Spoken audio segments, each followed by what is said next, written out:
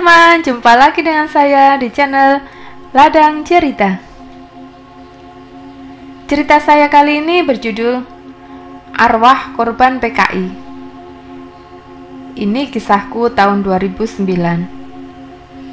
Waktu itu aku baru tamat SMK.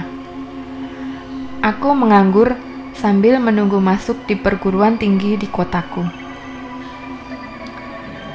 Singkat cerita, adik ipar sepupuku namanya Kak Eleni datang ke rumah dan menawarkan pekerjaan untuk menggantikan dia karena saat itu dia mau ambil cuti hamil. Pekerjaannya sebagai tata usaha di kantor musyawarah kerja kepala sekolah di kecamatan yang bernaung di Dinas Pendidikan. Walaupun hanya berbekal ijazah SMK, aku menyanggupi. Toh cuma sementara, karena tugasnya hanya sebagai notulen saat para kepala sekolah rapat saja. Dan itu pun diadakan 3 kali dalam seminggu. Hari pertama kerja pun tiba. Masih seperti biasa dan tidak terjadi apa-apa. Aku menggunakan MS Word dan MS Excel dan masih terbilang mudah-mudah saja. Tiba-tiba Kak Leni datang ke kantor. Dia cuma bilang gini, "Dek, kalau jam makan siang, tinggalkan aja pekerjaannya. Atau kalau lagi jam pulang, ya langsung pulang aja, jangan nunggu pekerjaannya kelar. Kan bisa besok disambung lagi," kata Kak Leni mengingatkanku. "Iya Kak," jawabku singkat. 3 hari bekerja di situ, gak pernah aku merasakan hal-hal yang aneh. Tapi yang buat aku heran, para kepala sekolah selalu mengingatkan aku dengan nasihat yang sama seperti kata-kata Kak Leni. Padahal jam kerjaku terbilang singkat, yaitu dari pukul 8 pagi sampai pukul 3 sore. Tibalah hari keempat aku kerja. Setelah rapat kepala sekolah selesai pukul 12, aku berniat menyelesaikan pekerjaan yang nanggung. Bermaksud agar nanti aku bisa langsung makan siang dan sholat zuhur tanpa terganggu. Di dalam aula rapat hanya tinggal aku seorang diri, dengan komputer yang masih setia menyala. Tiba-tiba, kaki sebelah kananku terasa berat sekali dan nyeri seperti habis terkilir. Padahal aku nggak pakai heels. Aku masih cuek. 30 menit berlalu. Masya Allah, kakiku berat dan sakitnya seperti ditusuk-tusuk ribuan jarum. Sakitnya luar biasa. Bahkan untuk berjalan pun aku nggak sanggup. Sambil mematikan komputer, aku menyeret kakiku yang rasanya seperti tertimpa sesuatu yang berat dan nauzubillah sakitnya. Aku tetap berusaha sekuat tenaga untuk meraih pintu dengan sakit yang semakin menjadi-jadi. Aku terus beristighfar hingga sampai juga di depan pintu, dan untungnya pagi tadi aku meletakkan motor metiku tak jauh dari situ.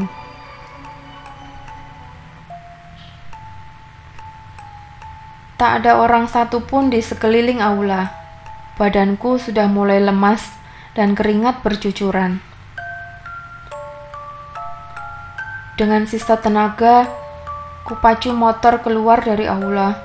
Sampai beberapa meter, kulihat langit dan semua pemandangan mataku berubah menjadi warna jingga. Jantungku mulai berdetak tak karuan, dan rasa mual yang sudah gak bisa lagi aku tahan.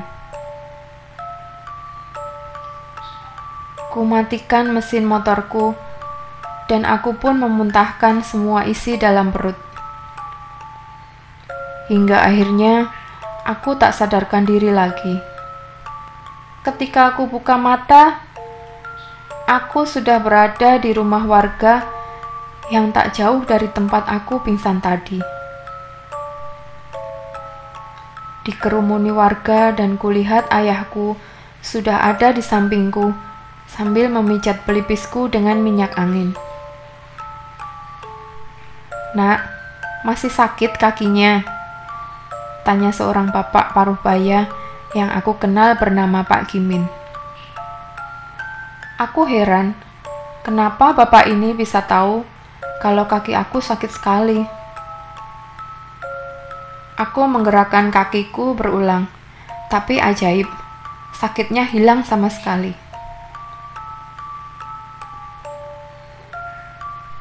Ketika hendak pulang ke rumah, Pak Gimin memberikan air dalam botol air mineral dan sebungkus garam kasar. Dia menyuruhku untuk menaburkan garam dan air itu di dalam kantor aula tempatku bekerja pada pukul 12. Keesokannya, aku pun melakukan apa yang disarankan beliau sambil membaca Al-Fatihah berulang-ulang. Aku menabur garam dan air itu meski aku sendiri nggak tahu apa maksud dan tujuannya. Hari ini tidak seperti kemarin. Semua terasa biasa saja hingga saat aku akan pulang kerja. Perutku terasa perih dan sakit. Aku mengira, mungkinkah aku punya sakit mah? Aku merasakan kebelet buang air kecil. Tapi yang anehnya, air seniku nggak bisa dikeluarkan sama sekali. Seperti rasanya anyang-anyangan kalau orang Jawa bilang. Sakit luar biasa. 10 menit aku jongkok, yang keluar bukan air seni, tapi darah yang sangat banyak dengan rasa perih, sakit, dan panas. Ya Allah, cobaan apa lagi ini, pikirku. Keluar dari toilet aula, aku menyandar di dinding sambil menahan sakit di perut dan kemaluanku. Bahkan untuk melakukan sholat asar pun aku nggak mampu. Dan akhirnya aku menelepon ayah untuk menjemput aku pulang. Ternyata belum sampai di sini saja. Teror itu kembali datang setibanya aku di rumah. Tiba di rumah kondisiku masih sama, dengan perut yang sakit dan susah buang air kecil yang dikeluarkan hanya darah segar yang sangat banyak.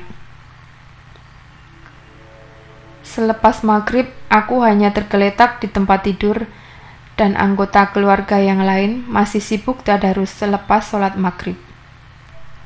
Tiba-tiba aku dengar jendela kamarku terbuka, yang mungkin belum terkunci dan terkena angin luar. Susah payah aku bangun untuk mengunci jendela. Pandangan mataku tertuju pada sosok seperti manusia. Hanya beberapa meter saja dari tempatku, dan itu sangat jelas karena lampu dari teras rumah dan bantuan sorotan lampu dari rumah tetangga. Sosok yang menghadapku itu berwujud seperti laki-laki yang bertelanjang dada, menggunakan celana panjang yang digulung ujungnya, dan berdiri tanpa kepala, dan kakinya putus satu dengan darah, seperti sudah menghitam. Bagian leher dan kakinya putus. Sontak aku panggil ibu dan ayahku. Dalam hitungan detik, sosok itu seperti jalan pincang dan menghilang, sebelum ayah dan ibu masuk ke dalam kamarku.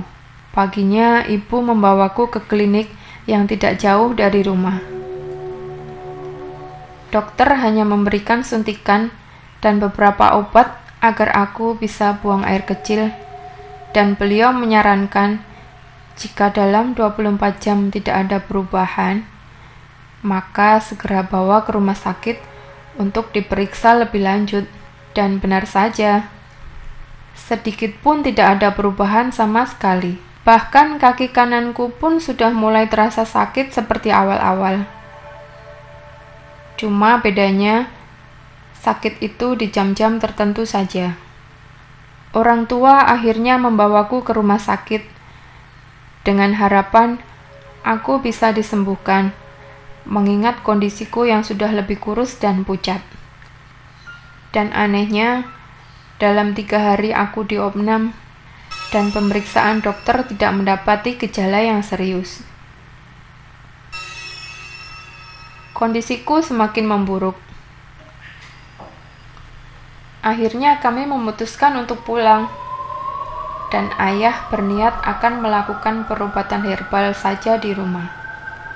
Kabar sakitku ini tersebar di kalangan kepala sekolah. Mereka bergilir menjengukku di rumah, dan tentu saja kabar ini terdengar juga di telinga Kak Leni. Kak Leni yang baru saja lepas bersalin hanya mampu menelpon ayah dan ibu untuk menanyakan kabarku. Dia juga bercerita, awal dia kerja juga mengalami hal yang sama.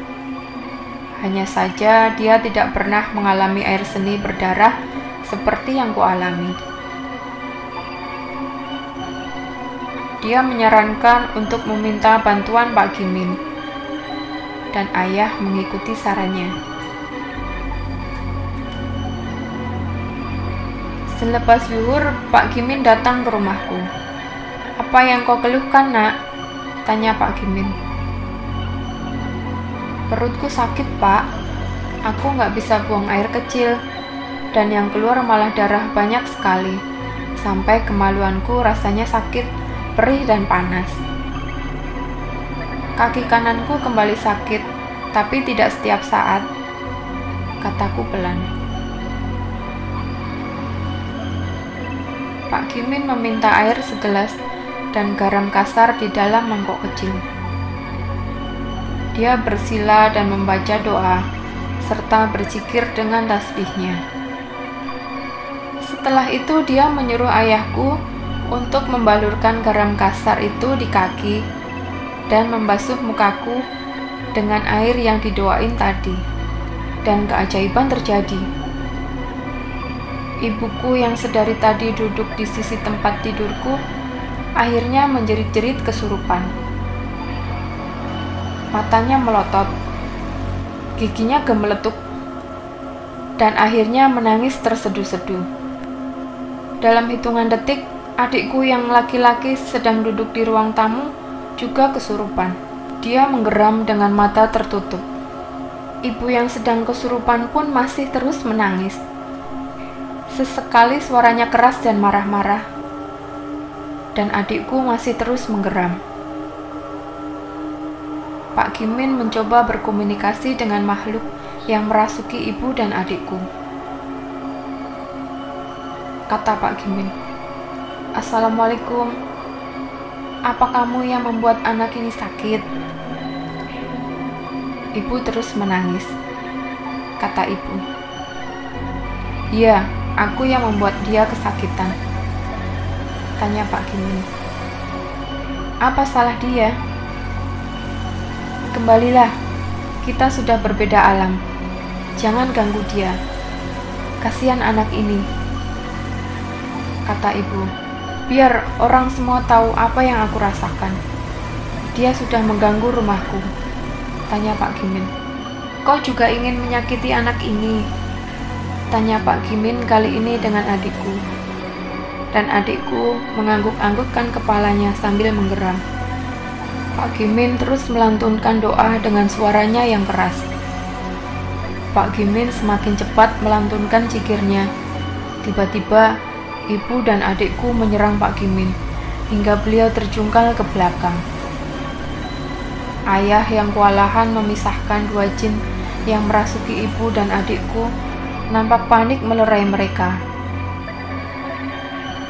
Ayah keluar mencari pertolongan tetangga, dan tetangga sebelah rumah berlarian masuk dan segera memisahkan mereka berdua yang mencoba mengeroyok Pak Gimin. Aku hanya bisa menyaksikan tanpa bisa berbuat sesuatu karena kondisiku yang benar-benar lemah. Kata Pak Gimin, "Ternyata kalian mau main kasar ya? Kalian keluar sendiri atau aku yang akan paksa kalian keluar dari tubuh ini. Bentak Pak Kimin sambil melotot melihat ibu dan adikku yang kini sudah berada di pelukan ayah dan tetanggaku. Pak Kimin kembali membaca ayat kursi dan jin dalam tubuh ibuku meronta-ronta dan menangis. Pak Kimin menginjak jemari kaki ibuku sambil terus membaca ayat tersebut. Seketika ibuku lemas dan pingsan. Kini giliran adikku. Hal serupa juga dilakukan Pak Kimin. Bedanya, kali ini jin yang merasuki adikku tak berkata-kata. Dia hanya menggeram dan meronta-ronta. Lama Pak Kimin melakukan zikir, barulah jin itu keluar. Pak Kimin duduk bersila. Nampak keringat bercucuran di pelipis matanya. Dia beristighfar berkali-kali sambil menetralkan nafasnya yang tersengal-sengal. Sebenarnya siapa makhluk itu, Pak? Tanya ayahku pada Pak Kimin. Mereka adalah jin penunggu aula rapat kepala sekolah. Dulu, aku sudah pernah menangani orang yang pernah diganggu makhluk itu. Tidak lain adalah keponakanku sendiri, jawab Pak Kimin sambil menenggak air putih yang disodorkan ayah. Dan aku pun seksama mendengarkan cerita Pak Kimin tentang asal-muasal aula itu menjadi angker. Cerita ini didapat Pak Kimin dari ayahnya, dan aula itu juga tidak jauh dari rumah Pak Kimin di masa anak-anak. Setelah menikah, Pak Kimin juga membangun rumah yang tidak jauh dari aula tersebut.